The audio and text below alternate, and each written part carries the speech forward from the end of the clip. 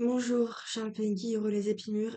Voici l'une des pages les plus justement célèbres d'Ève. On la lira avec recueillement comme un rituel de souvenir et de la gratitude en hommage à Charles Péguy et à tous ceux qui, comme lui, sont morts pour la France. Ici encore, Péguy rivalise avec Hugo, qui est célébré par un hymne, ceux qui pieusement sont morts par la patrie. Dans son patriotisme fervent, le poète n'a pas oublié ses vœux pour la République universelle. Il les rappelle dans les strophes qui précèdent. Et dans un monde divisé, il n'est pas de plus belle mort de mort plus heureuse, hormis le martyre, que la mort au champ d'honneur pour une cause juste. Car cette mort est figure charnelle du martyr, comme la patrie, cité des hommes, et figure de la cité de Dieu.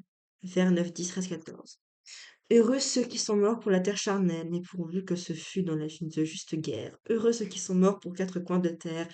Heureux ceux qui sont morts d'une mort solennelle. Heureux ceux qui sont morts dans les grandes batailles, couchés dessus le sol à la face de Dieu.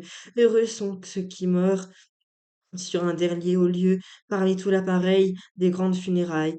Heureux ceux qui sont morts pour des cités charnelles, car elles sont le corps de la cité de Dieu. Heureux ceux qui sont morts pour leur âtre et leur feu, et les pauvres hommes de maison paternelle, car elles sont l'image et le commencement et le corps et l'essai de la maison de Dieu.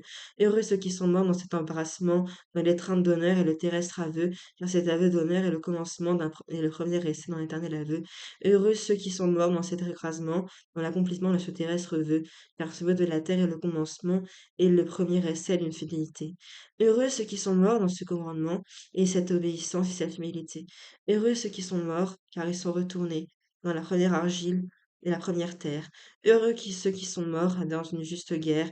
Heureux les épimures et les blés moissonnés.